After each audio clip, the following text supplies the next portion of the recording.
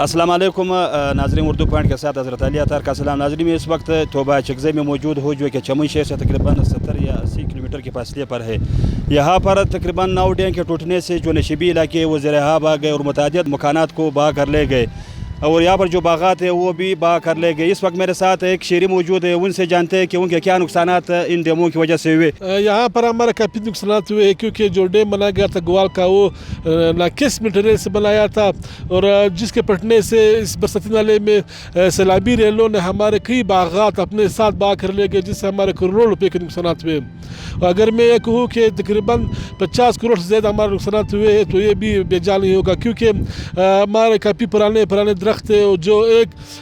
جو سیب کے درخت ہے وہ اپنے ساتھ بہا کر لے گئے۔ اس وقت شرائح بھی بند ہے اور نہ حکومت کی جانب سے کسی قسم کے اقدامات اٹھائے جا رہے ہیں۔ ہمارے سیب یہاں باغات میں پڑے ہوئے جو خراب ہو رہے ہیں، اور ہم نے کئی بار حکومت سے اپیل کی ہے مگر حکومت نے کی کوئی بھی سنوائی نہیں ہو رہی، اور ہم یہ مطالبہ کرتے ہیں کہ حکومت پوری طور پر ہمارے راستے کھلوائے اور پی ڈی ایم اے اور این ڈی ایم اے ہمارے نقصانات کا ازالہ کرے، اور ہمارے جو زمیندار تباہ ہوئے ہمارے علاقے میں ان کے ساتھ وہ تعاون کرے، کیونکہ سولر پینل بھی اپنے ساتھ یہ برساتی نالے لے گئے ہیں اور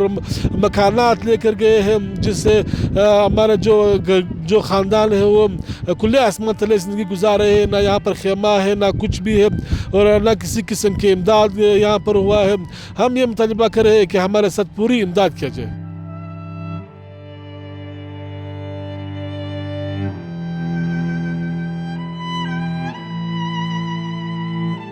اس وقت میرے ساتھ ایک اور شہری بھی موجود ہے جو کہ اس سے پہلے اس کی یہاں پر باغ تھی، لیکن آج وہ اس ویرانے میں تبدیل ہوئی۔ ان سے جانتے ہیں کہ ان کے کتنے درخت اکھڑ گئے، ان کے کیا نقصانات ہوئے۔ یہاں پہ ہمارے باغ تھے، پہلے تقریباً 30 درخت ادھر کھڑے ہوئے تھے اور 30 ادھر کھڑے ہوئے تھے، اور ادھر ٹیوب ویل لگا ہوا تھا، سولر لگا ہوا تھا، وہ تو سارا پانی نے لے گیا اور درخت کو بھی ختم کر دیا، اور ابھی یہاں اس زمین سے سیلابی نالا بن گیا ہے اور پانی اس میں بہہ رہے ہیں۔ تو کتنے نقصانات آپ کے ہوئے؟ نقصانات تقریباً کروڑوں روپے کے ہوئے، صرف ہمارے نہیں، ہمارے جو رشتہ دار ہیں اور نیچے ندی میں جو باغات ہیں اور راستے میں اور نیچے جو باغات ہیں وہ سب لوگوں کا بھی ہر ایک بندے کا اتنا نقصانات ہوا ہے، اور یہاں پہ حکومت سرکار نے